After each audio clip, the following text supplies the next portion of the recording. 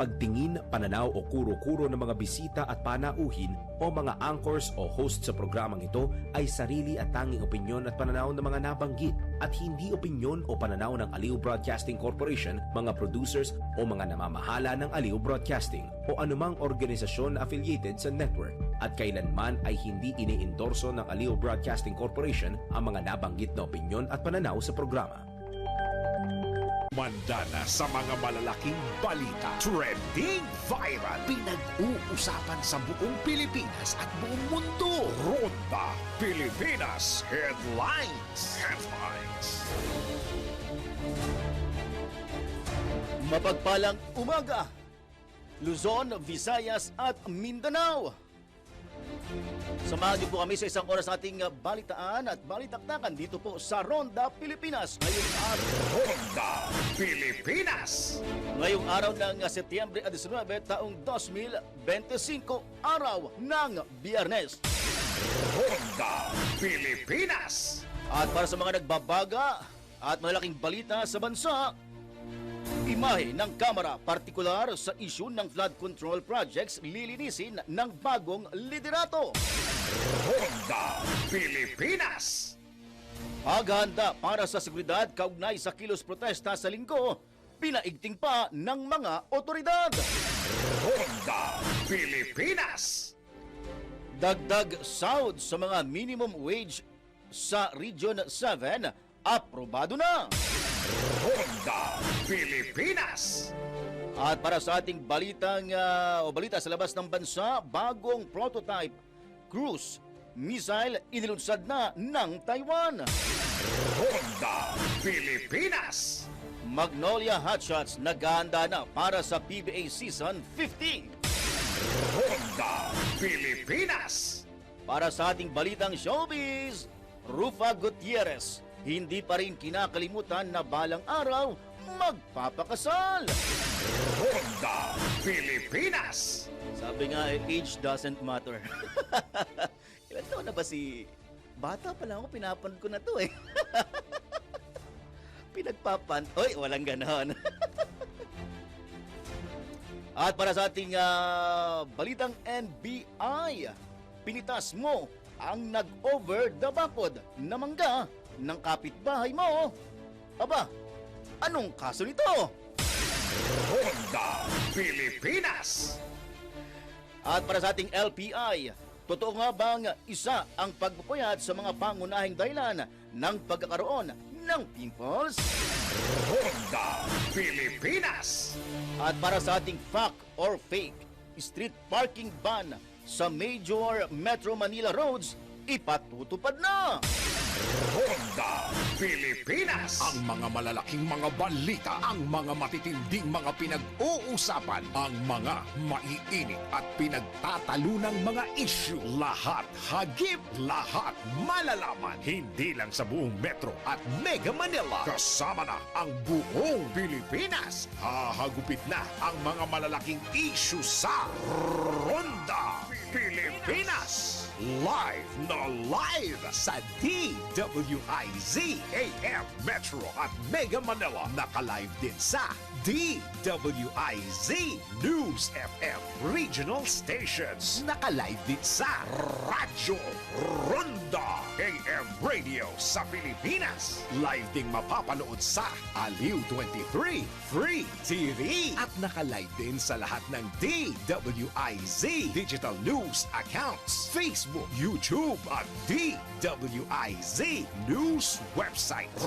Ronda Pilipinas. Wala nang mahuhuli sa balita. Wala nang maiiwanang issue na hindi mo alam. Ngayon, updated ka na sa Ronda Pilipinas. Kasama si Dennis Antenor Jr.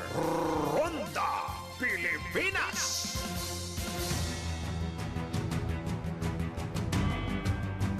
At para sa ating detalye ng malalaking mga balita, Nanindigan si House Senior Deputy Majority Leader Lawrence Defensor na ang magandang reputasyon ni Isabela Representative Faustino Boji D. III ang naging dahilan para maluklok siya sa pwesto bilang bagong House Speaker. Ayon kay Representative Defensor, dahil walang kinalaman sa flood control issue ngayong 20th Congress ang napiling House Speaker, kayang mabawi ng Kamara ang kanilang integridad at reputasyon na nadungisan ng kontrobersyal na issue. Umaasa rin si Representative Defensor na pagtitibayin ni House Speaker D ang mga pagbabago sa mababang kapulungan tulad ng pakikinig sa hinaing ng taong bayan, pagiging transparent sa national budget at buong kooperasyon sa binuong Independent Commission na mag-iimbestiga sa mga maanumalyang infrastructure projects ng pamahalaan. He has a very stable character and he is a good listener to the members of the House of Representatives. And we have learned to listen to the clamor of Filipinos against the House, against corruption. Sana lang ipagpatibay niya itong pagbabago sa House, sa pagbukas sa Independent Commission, that we will cooperate fully and make sure that accountability will be found through this flood control anomaly. So isa yon, transparency in the budget and cooperation with the investigation of the Independent Commission. Samantala, pinasinungalingan din ng mambabatas ang mga sinasabing si dating House Speaker Martin Romualdez pa rin ang masusunod sa Kamara kahit na bumaba na siya sa pwesto, lalo't karamihan pa rin sa mga miyembro ay kakampi niya. I believe in the independence of Speaker D at isa yon sa rason kung bakit nag-iisa lang siyang pinili ng mayorya, because he has our trust and confidence na maninindigan siya, and he has assured us that he will not protect the guilty even if some of them are his colleagues or his friends. Ang tinig ni House Senior Deputy Majority Leader Lawrence Defensor sa panayam ng DWIZ. Ronda Pilipinas!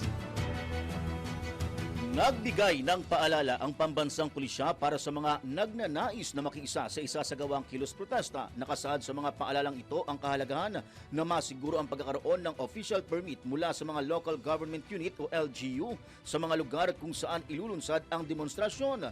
Layo nito na masiguro ang pagiging lehitimo ng mga sasamang grupo.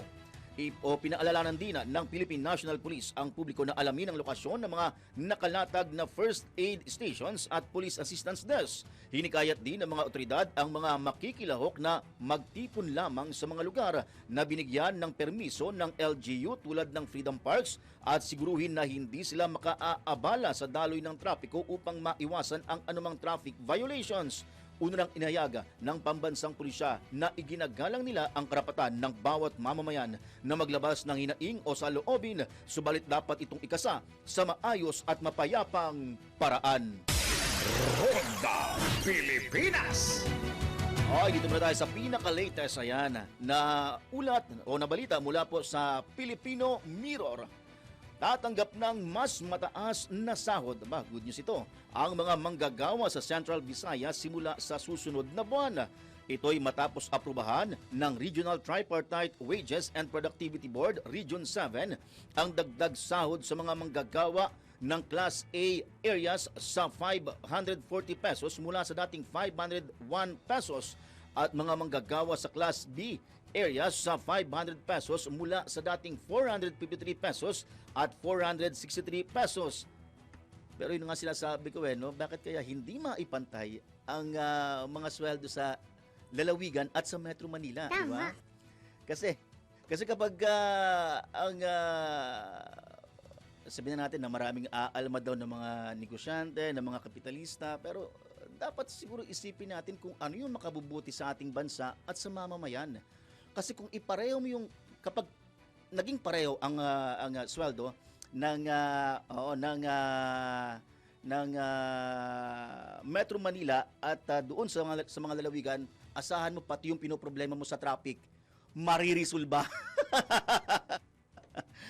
Yan ang katotohanan dyan. Kasi karamihan naman talaga na mga taga-lalawigan, taga-probinsya, sabihin na natin na kami taga-Visayas. Ayan, may kamag-anak din kami sa Mindanao, sa Davao. Siyempre, nagpupunta kami sa Metro Manila, yung mga kamag-anak namin nagpupunta ng Metro Manila kasi nga akala nila Amerika to. Pero hindi nila alam, crowded na ang Metro Manila. Kabilang sa Class A, ang lungsod ng Carcara, Cebu, Danao, Lapu-Lapu, Naga, Talisay at mga munisipalidad ng Compostela, Consolacion, Cordova, Liloan, Minglanilla at San Fernando na bumubuo sa expanded Metro Cebu. Habang ang mga nasa Class B ay kinabibilangan ng lungsod ng Bais. Lugar ko to. Yan. Sakop kami ng Negros Islands. Dati Region 7. Yan. Ngayon Negros Islands na po kami. Bais, ayan, Bayawan, Bogo, Canlaon, Dumaguete, Gihulngan, Tagbilaran, Tanay at Toledo at mga munisipalidad na hindi nakalista sa Class A. Magiging epektibo ang nasabing wage hike sa Oktubre 4, isang taon matapos ang huling minimum wage adjustment sa rehiyon. Ronda Pilipinas. Pero bakit nga ba hindi maipatupad-tupad yung patas na salary wage? Yan. Ang sabi ng karamihan, marami daw mga malulugi na kapitalista. Pero kumbaga pa sa kung malulugi mas tingin ko kurot lang yan sa mas napakalaking blessing na inaasahan, hindi lang para sa kanilang kumpanya kundi para sa lahat, di ba? Para sa mga nasa lalawigan. Samantala sa ibang balita, nilinaw ng Malacanang na hindi bahagi ng agenda ni Pangulong Ferdinand Marcos Jr. ang magtala ng legasiya mula sa maigting nitong kampanya kontra katiwalian, partikular sa Department of Public Works and Highways o DPWH. Ayon kay Palace Press Officer Attorney Claire Castro, ang pagsisikap ng Pangulo na ilantad ang maanumalyang flood control projects ay hindi dahil sa hangarin niyang mag-iwan ng tatak sa kanyang panunungkulan. Aniya, kung masigasig man ang Pangulo laban sa mga irregular na proyekto na nagiging sanhi ng korupsyon, ito'y dahil sa pangangailangan na mapigilan ang maling paggamit ng pondo ng bayan. Binigyan diin pa ni Yusek Castro na ginagawa ng Pangulo ang kanyang trabaho alang-alang sa taong bayan at hindi para sa anumang personal na layunin. Matatandaang unang binanggit ng Pangulo ang irregularidad sa DPWH sa kanyang nakaraang State of the Nation Address o SONA, kung saan mula roon nadiskubre na ang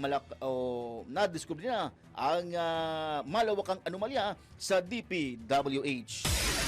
Ronda Pilipinas. Ibinunyag naman ni Vice President Sara Duterte na sinisimulan na siyang ligawan ng Partido Demokratiko Pilipino o PDP Party para tumakbo sa 2028 national elections. Dagdag pa ng pangalawang Pangulo, nakatatanggap na rin siya ng imbitasyon linggo-linggo para sumama sa partido, ngunit nananatiling hindi interesado ang VP sa mga nasabing alok. Ayon kay VP Sara, mas pabor siyang hindi na muna sumali sa ibang mga partido matapos umalis sa Lakas Party. Aniya, hindi na niya kailangang makipagplastikan sa iba. Paliwanag pa ng Vice Presidente, mananatiling regional party sa Davao ang kanyang binuong hugpong ng Pagbabago Party. Samantala, ipinaliwanag naman ng Vice Presidente na mananatiling regional party sa Davao ang kanyang hugpong ng Pagbabago o NHP Party. Ronda Pilipinas. Samantala sa oras na alas 10:19 o 10:19 ng umaga, tumanggap po muna tayo ng pag-uulat mula kay Gia Rafael. Update sa kasalukuyang kaganapan sa ginaganap na Broadcast Media Congress. Yes, Gia. Magandang umaga, Jobel. Opisyal na nga pong nagsimula ang ikalawang Broadcast Media Congress ng Aliw Broadcasting Corporation ngayong taon. Pero bago ang main event, nagkaroon po muna ng signing of Memorandum of Agreement para palakasin pa ang partnership at magtutulungan sa pagitan ng Aliw Broadcasting Corporation at na City of Malabon University. Pinangunahan po ang pagbubukas ng event ng EVP at General Manager ng Aliw Broadcasting Corporation na si Atty. Macnil Rante, University President na si Dr. Glenn De Leon, Vice President for Academic Affairs na si Dr. William Enrique, at Dean ng College of Arts and Sciences si Dr. Arnel Basilio. Para naman sa ating speakers, unang-unang magsasalita po mamaya ang seasoned news anchor, host ng Balitang Bayan at News Desk Editor na si Drew Nasino para ibahagi ang kanyang personal na kaalaman at karanasan pagdating sa AM programming and news writing. Napuno po ang venue, punong-puno po, napakaraming estudyante mula sa iba't ibang eskwelahan ang kasama natin ngayon dito na inaabangan ang mga ibabahagi at ituturo ng ating host na veterano na sa mundo ng media. Kasama po natin, unang-una, ang City of Malabon, Tanyong Integrated School, Tinajeros National High School, College of St. Benedict of Novaliches Incorporated, St. Joseph College of Novaliches Incorporated, St. Therese of Rose School Incorporated, La Consolacion College Novaliches, Philippine Malabon Cultural Institute, De La Salle Araneta University, Perpetual Health College of Manila at Arellano University, JRC. At siyempre, kasama pa rin po natin ang ating sponsor, Pantulak Angin, MX3, Star CD Cortina at SM Center sa handa ng ating venue for today. Sa ngayon po, yan muna aking latest update. Magbabalik ako mamaya para sa susunod pang mga kaganapan. Mula sa SM Sangandangan para sa Broadcast Media Congress 2025, ako po si Gia Rafael, nagbabalita ng tama, naglilingkod ng tama. Ronda Pilipinas. Maraming salamat, Gia Rafael. Mula po yan dyan sa Malabon City na isa nga pong event ng DWIZ katuwang ang Malabon LGU na ang ginaganap dyan nga po sa isang kilalang mall. Yan, sa Malabon City. Ang kilalang mall dyan, ang SM City. Ayan. At samantala, isa pang pag-uulat ang ating tanggapin mula kay Patrol 13, Gilbert Perdes. Marcos Admin naglaan ng mahigit 430 billion pesos para sa defense sector para sa 2026. Yes, Kuyang Gilbert. Naglaan ang pamalang Marcos ng nasa 430 billion pesos na pondo para sa defense sector sa ilalim ng National Expenditure Program para sa susunod na taon. Sa halagang ito, 299.3 billion pesos ang nakalaan sa Department of National Defense at sa mga attached agencies nito. 286 billion naman ang mapupunta sa Armed Forces of the Philippines, so malaking pagtaas mula sa alokasyon nito sa kasalukuyang taon. May dagdag pa raw na 40 billion naman na nakalaan naman para sa revised AFP Modernization Program upang mabigyan ang mga sundalong Pilipino ng mga makabagong sistema at kagamitan. Tumaas din ang subsistence allowance ng military and uniform personnel, yung mga MUPs. Mula sa kasalukuyang 150 pesos, gagawin itong 350 pesos kada araw. Katumbas ito ng 71.6 billion pesos na alokasyon bilang suporta sa kapakanan ng mga pakawal at ng kanilang mga pamilya. Sinabi naman ni DBM Secretary Amena Pangandaman na layunin itong patuloy na maprotektahan ang soberenya ng bansa at mamamayang Pilipino, ngayon din para palakasin ang kapayapaan at kaayusan ng bansa. Patron 13, Gilbert Perdes para sa Himpilang May Todong Las, DWIZ, nagbabalita ng tama, naglilingkod ng tama. Kapag may bagong balita, naka-on air, agad-agad, DWIZ Patrol Report. Maraming salamat, Kuyang Gilbert Perdes mula po dyan sa Malacanang. Samantala, para naman po sa ating lagay ng panahon, sisikat na ba ang haring araw? Sisilip na ba? Nasisilip ko dito, mukhang medyo maliwanag sa labas. Kahit pa paano, may haring araw tayo nakita at para dagdagan pa yung mga update kaugnay nga sa lagay ng panahon, nasa kabilang linya ang ating kasamang si Daryl Justin.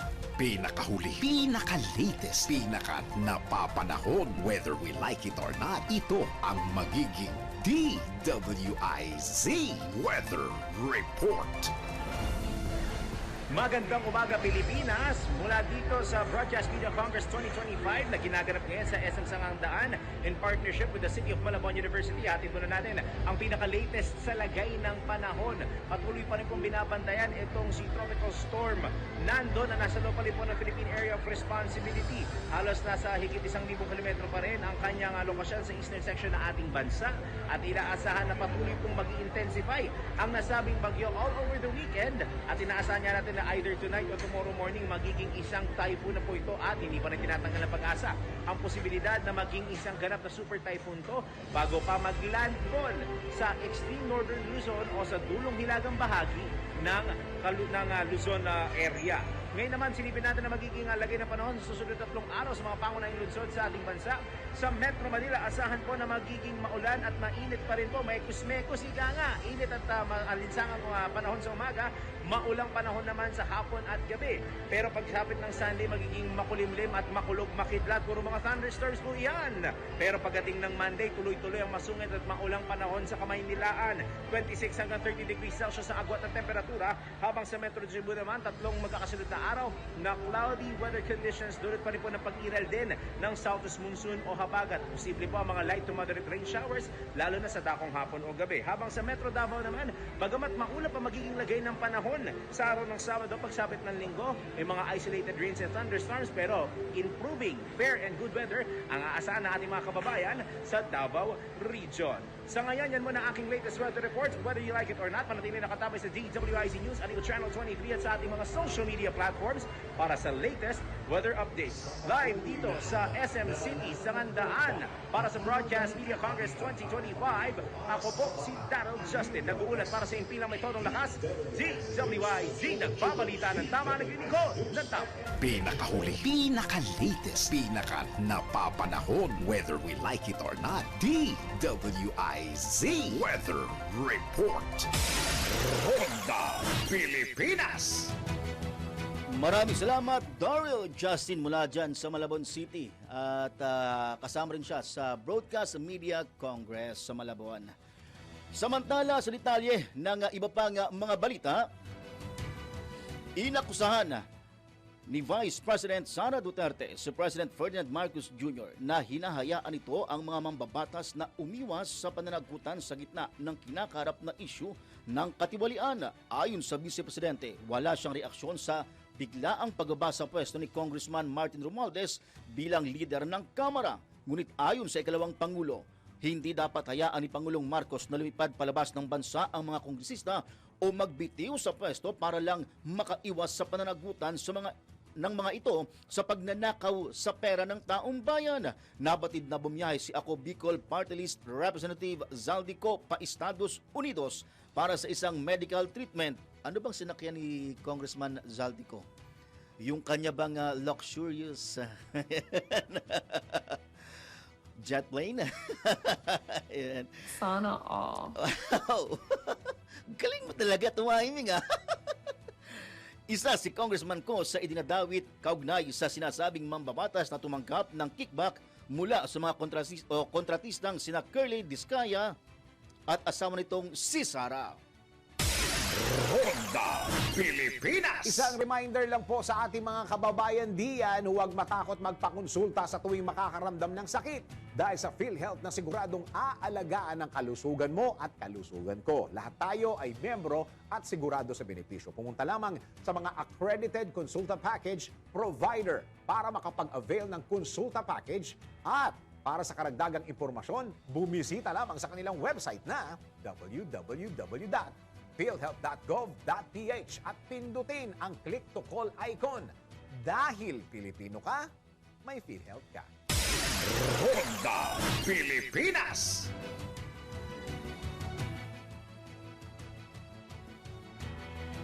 At para sa ating oras sa mga sandaling ito, alas 10 na po, alas 10:29 na po ng umaga. Muli nagbabalik po tayo sa Ronda Pilipinas. Alas 10:32 ng umaga. At sa magpapatuloy po ng ating balitaan, siyempre malaking balita po yung issue kaugnay nga po dito sa nalalapit na kilos protesta ng iba't ibang mga grupo na kumukundina sa korupsyon na nagaganap nga po na alam naman natin na yung issue ng flood control project. At nasa kabilang linya po natin ngayon, pinalad po tayo na ating makadaupang palad. Ayan, at ating makasama, makapanayama sa programa ni Boss Dennis Antinor. Ayan. Si Police Brigadier General Randolph Tuanyo, ang PNP spokesperson at Chief PIO. At Sir, Brigadier General Tuanyo, sir, good morning po. Sir Joker, magandang umaga po at sa lahat po ng ating taga-subaybay. Yes, sir. Salamat, sir, sa pagpapaunlak po ninyo sa panayam po na ito ngayong araw. Yes, sir. Sir, diretsuhin na natin. Dito nga po sa issue na ating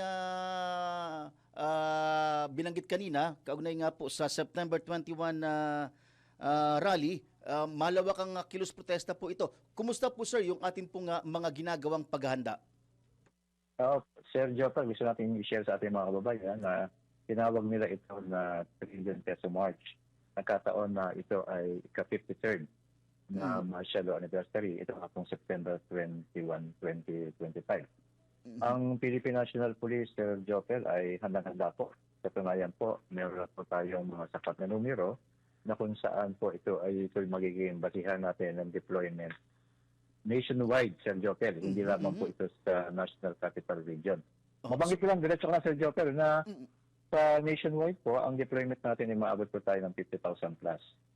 At sa out of 50,000 plus na ito, ang actual natin ay dideploy kaugnay ng nasabing Trillion Peso March ay 23,201, Sir Joker. So, ibig sabihin nito, sir, kasi ang pagkakaalam ng namin nung nakaraan, nakafocus kayo dito lang po sa National Capital Region sa Metro Manila. Pero ngayon, may mga lugar pa po pala, sir, na may mga magaganap na kilos protesta. Saan-saan po ito, sir? Meron po. Mabanggit ko na rin, Sir Joper, na ang focus po natin kasi ang mabanggit po natin ay Luneta at sa People Power. Pero tuloy na naman po, sanay naman po ang ating NCRPO na kapag sinabing Luneta, People Power, may mga maliliit na grupo din na kung saan sila ay mga natitipon-tipon din. Kasama din po yan yung sa Senate, House of Representative, at sa ngayon, sinama na natin yung DPWH. Sa other regions naman, Sir Joper, outside ng Manila, meron po tayo na motor dyan sa Cebu, sa Negros, Cagayan de Oro City, sa Baguio at Bohol. Ito naman, rarally naman po dito ay ang mga OFW, Sir Joper. So kung ang binanggit po ninyo kahapon, kung hindi po ako nagkakamali, General Tuanyo, sir, nasa 10,000 lang po yung nakikita po natin na sasama sa kilos protesta. So, kung dito po yung sa Metro Manila, kung hindi po ako nagkakamali, tama po ba, General Tuanyo, sir? Nationwide na po yung ating pong monitoring. Pero i-update po natin kayo from time to time kapag may na-monitor po tayo. Yun po ay nationwide. Pagka ganun pa man, Sir Joper, na bagamat ang officially po na pagdadausan ng Trillion Peso March ay sa Luneta at People Power Monument. Sinama na natin dyan ang deployment natin sa area ng Eastern Police District Jurisdiction. Ito nga yung Elcha Shrine. Kasama naman sa Manila, meron tayo dyan sa Menjola, sa US Embassy, particular sa DPWH, sa Liwasan Bonifacio, sa yung Malacanang Complex at Luneta. At pagdating naman sa Southern Police District Jurisdiction, nandiyan po yung Senate. At sa Quezon City, sa Joper, yung pong ating People Power Monument at saka yung House of Representatives.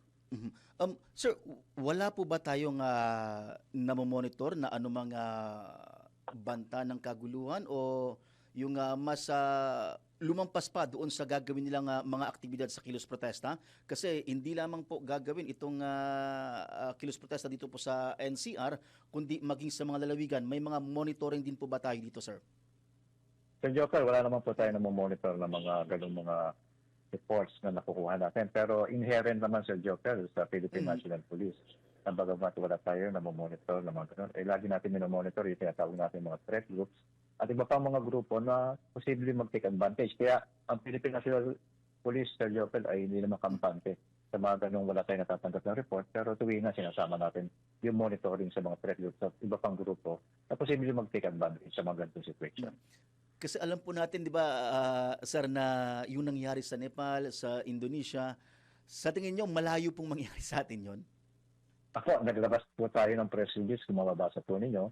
Na sinasabi po natin ang kaibahan ng ang sitwasyon ng Pilipinas sa Nepal ay ang mismong Pangulong Bongbong Marcos na po ang nag-initiate na paimbestigahan ang flood control anomaly at siya na-create ang Independent Commission sa infrastructure, mismo yung Pangulo na ang nagsimula. Kaya ang pagkakaiba, ang Pangulo natin na nagsimula, kontra dito sa pala nangyari. Sir, meron din nga mga issue na lumabas na may mga grupo na nais magbigay ng liham kay AFP Chief of Staff General Romeo Bronner Jr. para suportahan yung kanilang adikain nga po na ipaglaban yung karapatan ng bawat Pilipino para sa malinis, maayos na pamamahala sa bansa. May liham din po ba na natanggap ang PNP o si PNP Chief acting PNP Chief Lieutenant General Jose Melencio Nartates Jr. Tungkol sa letter po na ito? May natanggap po ba, sir? Wala pong natanggap ang Philippine National Police, particular ang ating acting Chief PNP na si General Nartates, kaugnay ng kaparehong liham na nabanggit po ninyo sa aming pong counterpart sa Armed Forces of the Philippines.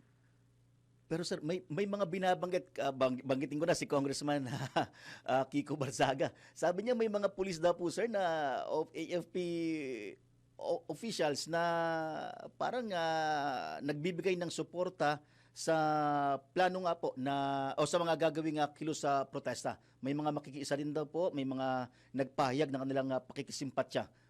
Sa PNP po ba Sige pa. Yes sir. Sa PNP po ba, sir, may mga na-monitor po ba kayo? May mga info po ba kayo? Kung may mga opisyal tayo na, kumbaga, nagpapayag din ng kanilang simpatya para sa maayos at malinis na pamamahala sa ating bansa? Po, Sir Jopel, nais ko pong magitin at bigyan diin na ang Philippine National Police po at kanyang mga kawani ay solid at ito po ay mga profesional at apolitical.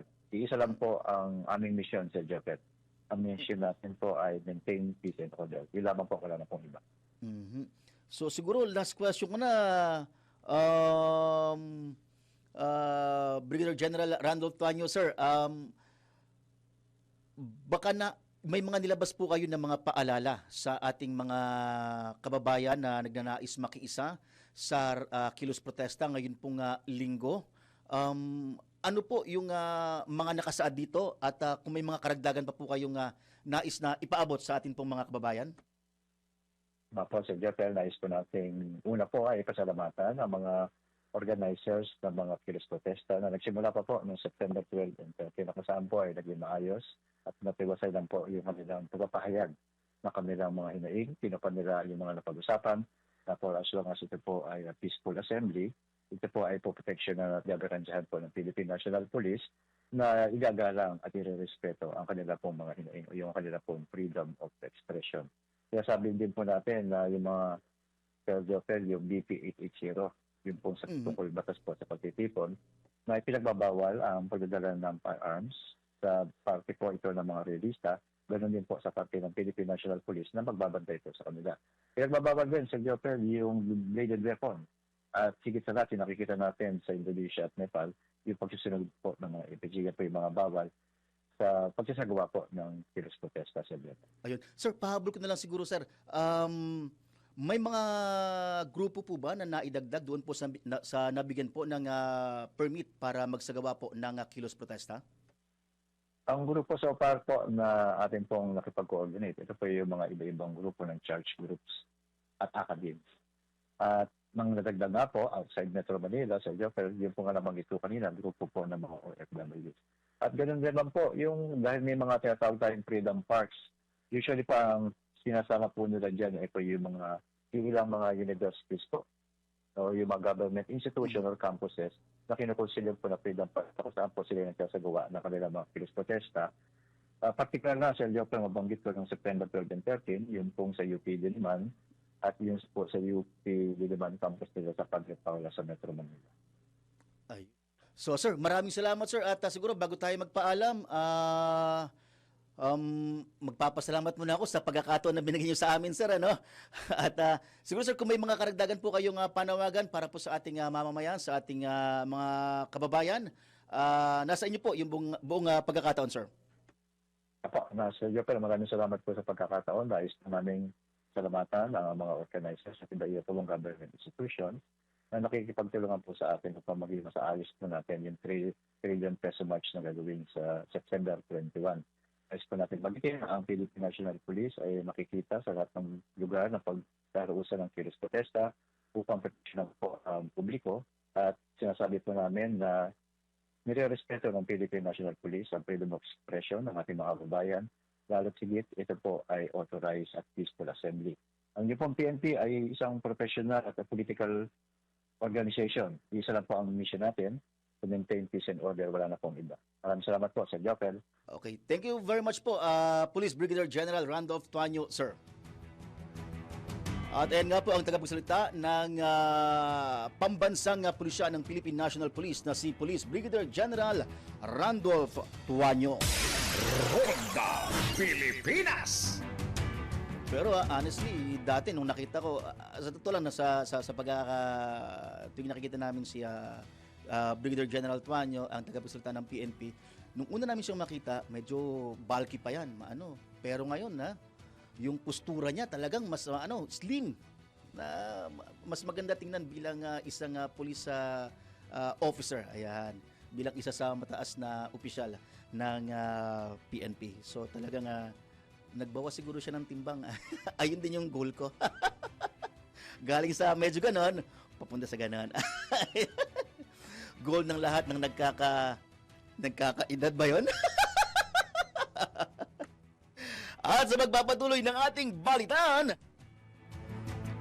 mariing kinundina ng Korte Suprema ang karumal-dumal na pagpatay kay Attorney Joshua Lavega Abrina, officer in charge ng Administrative Division ng Port Management Office sa Palawan. Ayon kay Acting Chief Justice Marvic Leonen, agad na nakipagtulungan ang Integrated Bar of the Philippines sa mga otoridad upang imbestigahan ang krimen at mapanagot ang mga salarin. Patuloy din nilang binabantayan ng korte ang kaso at ang iba't ibang hakbang para maprotektahan ang mga miyembro ng legal profession. Samantala, nagpaabot na rin ng pakikiramay ang Supreme Court sa pamilya at mga kasamahan ng pumanaw na abogado. Ronda Pilipinas!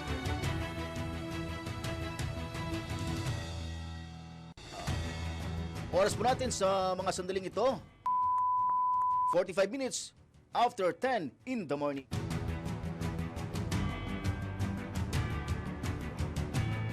At sa magpapatuloy ng ating balitaan, muli po tayong lumabas ng himpilan.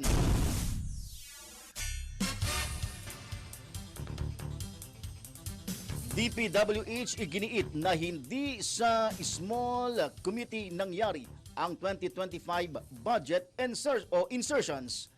Ulat atid ni Patrol 30 Jelly Mendez. Binigyan diin ng Department of Public Works and Highways o DPWH na hindi nangyari sa small committee ng Kamara ang kontrobersyal na 289 billion pesos na insertions sa 2025 budget kundi sa Bicameral Conference Committee. Sa budget hearing, nilinaw ni Marikina 2nd District Representative Miro Kimbo na binawasan pa nga ng Kamara ng 73.7 billion pesos ang panukalang pondo ng DPWH mula 898 billion pesos sa ilalim ng National Expenditure Program patungong 825 billion pesos bago ito isinumite sa Senado. Ayon kina DPWH Undersecretary Ador Canlas at Director Alex Bote, nang matapos ang BICAM ay umakyat ang pondo sa 1.13 trillion pesos kung saan ay natuklasan na lamang ng ahensya ang pagbabago ng mailabas na ang Final General Appropriations Act. Iginiit ni Kimbo na hindi ito ay patunay lamang na sa BICAM nagaganap ang pagbabago at mga insertion na taliwasan niya sa aligasyong ibinabato sa Kamara na sa Kamara nga ito ginagawa. Matatandaang naging mainit ang ilang miyembro ng Kamara sa Binoong Small Committee, partikular sina Votas Representative Toby Tiangco dahil umano sa mga insertion. Ang naturang komite kasi ang tumatanggap ng mga amyenda para sa House General Appropriations Bill, pero nagdesisyon na ang Kamara na buwagin ito ngayong 20th Congress. Ito si Patrol 30. Jelly Mendez nag-uulat para sa Impinang Metodong Lakas sa DWIZ. Nagbabalita ng tama, naglilingkod ng tama. Ronda Pilipinas! Maraming salamat, Jelly Mendez mula dyan sa Kongreso. Samantala, tumanggap pa tayo ng isa pang pag-uulat mula kay Kuya Juna Samson. Curly Discaya nakipagpulong na sa DOJ kaugnay sa posibilidad na maging testigo sa anomalya ng flood control projects. Yes, Kuya Jun.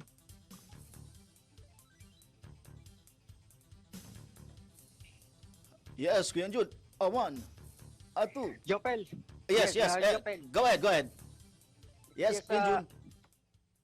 Jopel, nagtungo nga dito sa Department of Justice si Pacifico Curly Discaya para sa pakikipagpulong niya kay Justice Secretary Crispin Remulla. Si Discaya ay dumating na nakasuot ng bulletproof vest at bantay sarado ng mga tauhan ng Police Security Protection Group at ng Senate Sergeant at Arms. Nilinaw naman ni DOJ spokesman Assistant Secretary Mico Clavano na si Curly lamang ang inaasahan nila dahil siya ang nasa pagdinig kahapon sa Senado kung saan personal na hiniling ni Senator Rodante Marcoleta kay Remulla na gawing testigo ng gobyerno ang mag-asawang Discaya. Samantala, ngayon lamang ay biglang dumating din si Sara Discaya nagwardyado rin ng mga otoridad na agad namang dumiretso o nagtungo sa opisina ni Remulla pero magugunitang una na siyang nagpahiwatig ng kahandaan na maging testigo sa issue ng anomalya sa mga flood control projects. Patrol 24, June Samson para sa impilang may todong lakas, DWIZ, nagbabalita ng tama, naglilingkod ng tama. Kapag may bagong balita, naka-on air, agad-agad, DWIZ Patrol Report.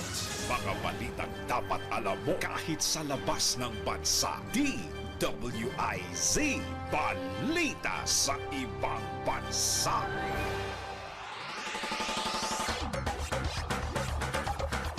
Isinapubliko na ng Taiwan ang kanilang bagong prototype cruise missile. Nagmula ang nasabing missile sa government-owned na National Chung-Shan Institute of Science and Technology at American Defense Contractors na American Defense. Layo ng Taiwan na patatagin ang kanilang weapons industry para labanan ang anumang banta mula sa China. Magugunitang pinagpipilitan ng China na sakop pa rin nila ang Taiwan. Ronda Pilipinas sa mundo ng palakasan. Ang latest malalaman sa DWIZ Sports News. Alamin natin yung mga ginagawang paghahanda ng Magnolia Hotshots para sa PBA Season 50 at tanggapin natin ang ulat na yan mula kay Ian Articona. Nagsimula na ang Magnolia Hotshots ng kanilang training camp sa Calamba, Laguna sa pangunguna ng bagong head coach na si L.A. Tenorio bilang paghahanda para sa ikalimumpung anibersaryo ng PBA na magsisimula sa Oktubre 5. Layunin ni Tenorio na may 7 PBA championships bilang player na muling buhayin ang winning culture ng Hotshots at itaguyod ang kanilang competitive spirit. Sa off-season, nagdagdag ang Magnolia ng mga bagong manlalaro tulad ni Javi Gomez Deliano mula sa Terrafirma, Paulo Taha mula sa Northport at ang 6th overall pick na si Yukin Andrada mula sa San Beda. Sa ilalim ng pamumuno ni Tenorio, umaasa ang Magnolia na makakabalik sa kampyonato at masimulan ang bagong kabanata ng kanilang kasaysayan sa PBA. At yan ang Sports News. Ian Articona nagbabalita ng tama, naglilingkod ng tama. Ronda Pilipinas. Ito na ang latest, bagong-bago, fresh na fresh. DWIZ Showbiz News. Eto, Rufa Gutierrez, hindi pa rin kinakalimutan na balang araw magpapakasal. Aba, alamin po natin ang detalye ng balitang yan mula naman kay Anton.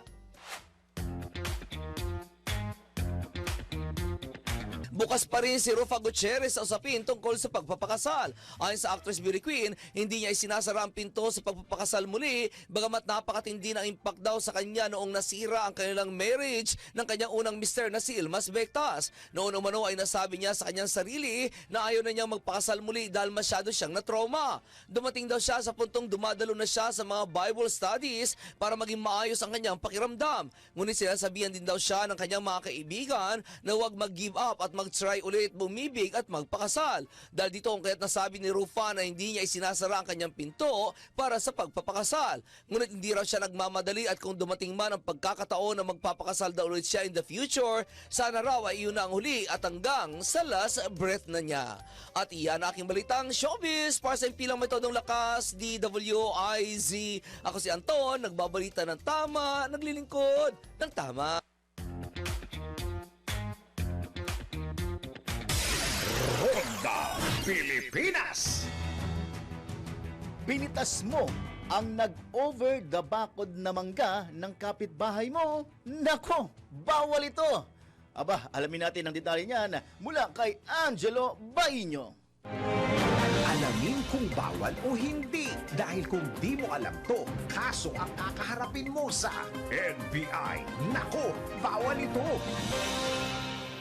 Pinitas mo ang nag-over the bakod na mangga ng kapitbahay mo? Ako, bawal ito. May kasabihan, ang nagtanim ay di laging siya ang aani. Pero teka, kung hindi ikaw ang nagtanim, bakit ikaw ang pumitas? Nako, bawal yan ayon sa batas. Sa Article 681 ng Civil Code, fruits naturally falling upon adjacent land belong to the owner of the said land. Ibig sabihin, kung kusang nahulog sa lupa mo ang bunga, yes, legit sa'yo yan. Pero kung pinilit mong pitasin sa puno ng kapitbahay mo, kahit may part na nakausli sa bakuran mo, lumalabag ka na sa batas. And no, hindi rin pwedeng putulin basta-basta ang sanga ng puno ng kapitbahay mo na nakalampas sa iyong bakuran. Sa Article 680, may karapatan ka lang na i-demand na sila ang magputol. Yes, masarap ang manggang hilaw na may bagoong o fruit shake na malamig. Pero kung galing sa nakaw na tanim, baka di fruit shake kundi barangay hearing ang ending mo. Kaya next time, bago ka mang-ani, isipin muna kung kanino ang tanim na yan. Let's be a good neighbor. Ano mangga, gawin mo para hindi ka masabihan ng, nako, bawal ito. Ronda Pilipinas. Totoo nga bang isa ang pagpupuyat sa mga pangunahing dahilan ng pagkakaroon ng pimples? Tara, let's prove it! Madalas na isinisisi sa pagpupuyat o kakulangan ng tulog sa pagkakaroon ng tagyawat. Kung kaya nga nakaugalian na ng mga magulang na patulugin ng maaga ang kanilang mga anak para panatilihing makinis ang balat. Pero totoo nga ba na pagpupuyat daw ang dahilan ng pagtubo ng mga tagyawat? Tara, let's prove it! Bago maniwala sa mga claim na yan, patunayan na yan sa Let's Prove It! Sa isang episode ng Life Balance, sinabi ng dermatologist na si Dr. Charlie Mendez na hindi ang pagpupuyat ang mismong dahilan ng pagsulpot ng mga tagyawat. Sa katunayan, nagre-resulta sa hormonal imbalance ang pagpupuyat at ito ang dahilan ng pagsulpot ng mga pimples. Yes. Basically, yung pagpupuyat, per se, well, hindi naman talaga yun yung sasabihin natin na nagkokos. Pero because of pagpupuyat kasi natin, ayun, ang nagiging end result nun is oftentimes yung hormonal imbalance. Katulad rin ng stress, katulad rin ng ibang factors pa. They all lead to hormonal imbalance, kaya yung hormonal imbalance na yon ang nagkokos ng development ng acne. Kaugnayan nito, ayon sa Mayo Clinic, 7 hours or more dapat ang itinutulog ng mga adults. Paalala pa nito na hindi lang quantity ang tulog ang dapat bantayan, kundi pati na rin ang quality nito. Dahil ang pahintu-hintong tulog ay hindi halimbawa ng isang quality sleep. Payo naman ng American Academy of Dermatology Association, gumamit ng hindi matapang na facial cleanser at maghilamos gamit ang maligamgam na tubig. Kapag tuyo na ang balat, mag-apply ng moisturizer kung ito ay dry o nangangati. At panghuli, limitahan sa hanggang 2 beses lang ang paghihilamos kada araw at pagkatapos pagpawisan. Ronda Pilipinas. Para sa ating patamagot, pwedeng pagod ka pero huwag kang mawalan ng gana sa laban. Tama. At salamat po sa inyong pagsama sa amin sa Ronda Pilipinas sa ngalan ni Sir Dennis Antinor na siyang may-ari ng programa. Ako po, si Jopel Pelanyo. Bye-bye and God bless everyone! Ang mga malalaking mga balita, ang mga matitinding mga pinag-uusapan, ang mga maiinit at pinagtatalunang mga issue. Lahat